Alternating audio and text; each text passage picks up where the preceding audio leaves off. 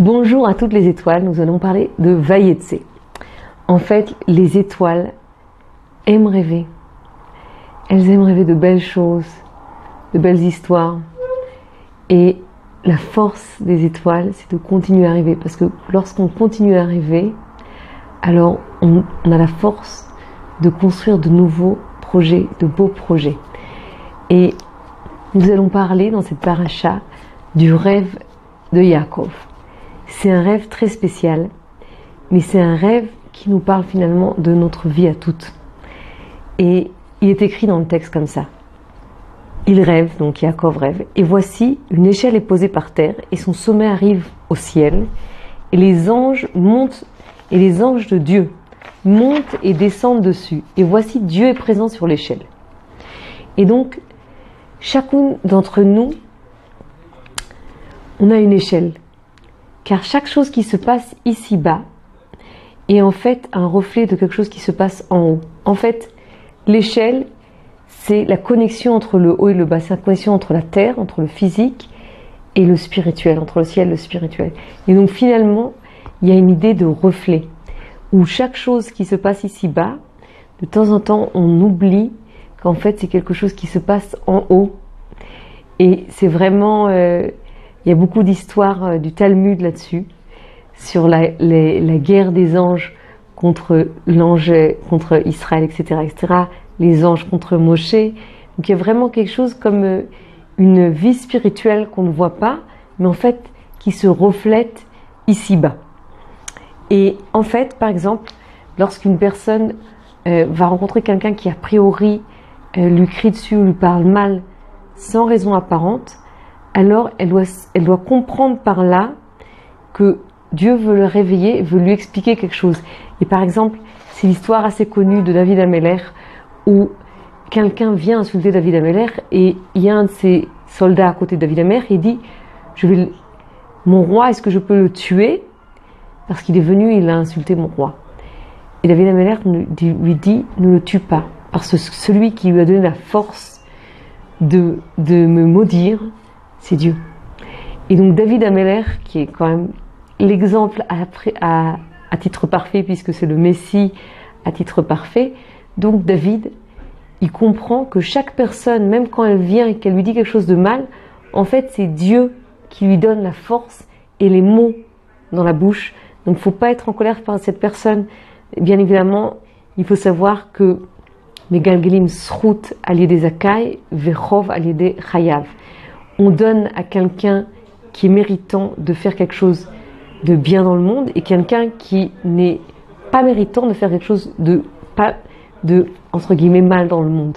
Et donc finalement, il faut toujours prier pour être méritant et pour que Dieu fasse qu'on ne fasse que des choses bien, parce que des fois on a l'impression de faire des choses bien et des fois on fait des choses qui ne sont pas forcément bien. Mais en tout cas, il y a aussi une grande leçon qu'on doit apprendre de ça. La leçon qu'on doit apprendre, c'est que lorsqu'on est rempli d'amertume, alors on est rempli de reproches sur les autres. Et lorsqu'on est rempli de reproches sur les autres, même si on a de très bonnes intentions, les gens vont s'éloigner de nous. Et en fait, c'est tout ça parce qu'à l'intérieur, on est rempli d'amertume. Donc il faut essayer de travailler sur notre intérieur pour que nous, on ne soit pas le mauvais messager qui vienne dire des mauvaises choses aux gens, qu'on soit le bon messager. Il faut travailler sur notre intérieur, parce que lorsque dans notre fort intérieur, on est rempli de joie, il faut énormément prier pour être dans la joie et dans la confiance en Dieu. Alors qu'on est rempli de joie et de confiance en Dieu, alors les mots qui sortent de notre bouche sont des mots d'encouragement, sont des mots qui réconfortent. Et notre génération a besoin de ces mots d'encouragement et de réconfort. Et lorsque on est rempli de joie, on est connecté à Dieu. Et quand on est connecté à Dieu, alors les choses vont vers le bien. Le Baal Shem Tov explique également que, par exemple, lorsqu'on voit Dieu met en face de nous quelqu'un et cette personne va nous énerver.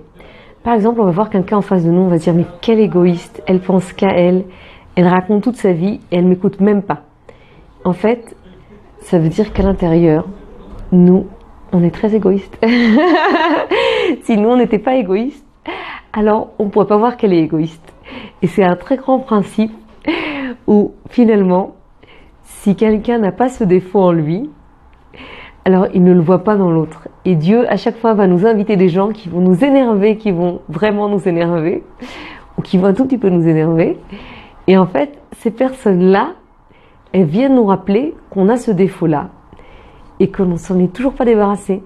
Parce que si on s'en était débarrassé, alors cette personne-là, elle serait ce qu'elle est, et la pauvre, puis c'est tout, quoi.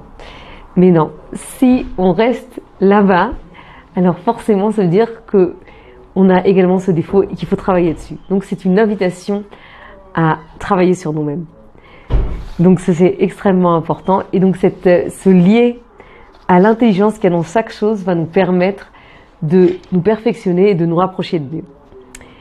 La deuxième chose que Rabbi Nathan enseigne sur l'échelle, donc j'ai dit au départ, il a deux façons de voir l'échelle qui sont deux façons assez complémentaires, c'est que le rêve de l'échelle représente la vie de l'homme. C'est-à-dire, dans ce monde-là, on est sur une échelle et on doit monter de niveau en niveau. On doit à chaque fois monter à un degré plus haut. C'est-à-dire quoi? C'est-à-dire qu'à chaque fois, on doit s'améliorer. À chaque fois, on doit s'encourager. Et même quand on a quelque chose de difficile, on doit monter de niveau. Maintenant, il faut savoir que chaque fois qu'on veut monter de degré, on veut monter une marche dans l'échelle, alors il y a une force contraire qui vient. En physique, on va appeler ça la pesanteur. Et c'est intéressant parce que la pesanteur, c'est vraiment du mot pesant. On va devenir pesant. On va sentir notre poids qui ne nous laisse pas le faire facilement. Donc ça, c'est au niveau physique. Au niveau spirituel, ça va être notre Yetzer Hara qui va nous empêcher de monter de niveau. C'est quoi le Yetzer Hara? Le Rav Besançon explique, c'est notre côté destructeur. Il y a quelque chose en nous, malheureusement, qui vient et qui veut nous détruire. Et qui veut pas qu'on monte plus haut. Parce qu'il sait que lorsqu'on monte plus haut, on est plus... Qu'est-ce que c'est monter plus haut d'abord? Il faut expliquer que monter plus haut, c'est plus ressembler à Dieu, c'est être plus semblable à Dieu, c'est être plus miséricordieux, être plus, donner plus, être plus humble, être plus joyeux. C'est toutes ces choses qui font, on va faire que nous serons meilleurs et que lorsqu'on est meilleur, les gens qui sont autour de nous sont meilleurs. Et donc vraiment, c'est un écho du bien qu'on va faire qui peut se répandre sur le monde entier. Et donc c'est très important de ne pas désespérer, de savoir que chaque petite chose qu'on fait, il a un écho dans le monde entier. On en a déjà parlé, c'est comme le papillon.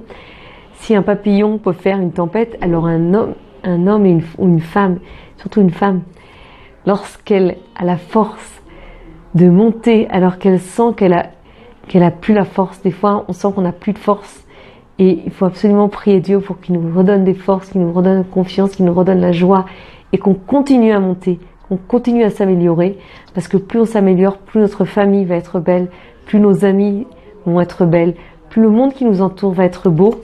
Et donc, nous devons continuer. Et en fait, il y a ce Yetzer Hara qui va, et de temps en temps, Rabbi Nachman en parle, il va nous descendre.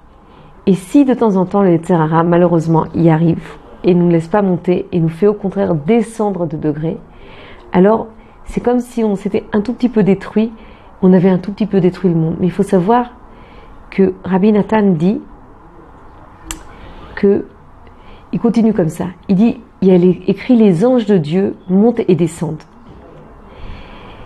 Et il dit qu'en fait les anges de Dieu c'est une parabole pour les serviteurs de Dieu. Parce que les serviteurs de Dieu, c'est le peuple d'Israël. Le peuple d'Israël est le messager de Dieu pour être le réceptacle du bien. Il est l'exemple. Il est l'exemple de ceux qui ne se découragent pas, de ceux qui continuent, à vouloir faire un monde meilleur, à être eux-mêmes des personnes meilleures. Et donc, ces serviteurs de Dieu, qui sont chacune des étoiles, qui sont chacune d'entre nous, alors, elles savent que toutes les montées, mais aussi toutes les descentes, ça fait partie de l'échelle. Parce qu'il y a écrit les anges de Dieu montent et descendent. Alors, ça veut dire que des fois, il faut savoir qu'on va aussi descendre, Dieu préserve. Mais même lorsqu'on descend, si on a la conscience que même cette descente, elle est dans la volonté de Dieu, et que cette descente, si on continue malgré tout, et si on s'accroche, et qu'on ne désespère pas, et qu'on s'encourage, et qu'on veut continuer, et qu'on dit Dieu, donne-moi la force de continuer, donne-moi la force de monter, alors cette descente va se transformer en une montée beaucoup plus grande. Et là, il y aura vraiment la bénédiction de Dieu. On a réussi à faire itapra en hébreu, chez Chabad, itapra, c'est inverser les choses.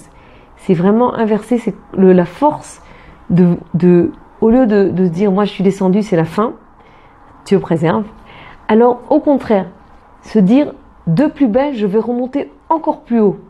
Et là, Dieu nous aide et il nous fait monter encore plus haut. Et donc vraiment, il faut s'encourager et continuer à monter. Et il faut savoir qu'on est lorsqu'on est sur l'échelle, qu'on monte ou qu'on descende, le fait qu'on continue à être dans l'espoir, on est sur l'échelle. Et sur cette échelle, il y a Dieu lui-même. Donc, quand on est dans ces mouvements de vie, finalement, la vie c'est fait de montée et de descente. C'est comme ça. Il faut que les descentes soient faibles et petites. Il faut prier pour ça. Mais il y a toujours des petites descentes. Et les montées, qu'elles soient pas trop grandes d'un coup, parce que c'est dur après de rester au même niveau, mais qu'elles soient fortes. Que ce soit des vraies montées qui restent et qui rentrent en nous. Que ce soit des forces, qui ne soient pas des forces juste de l'instant, que ce soit des forces qui restent en nous.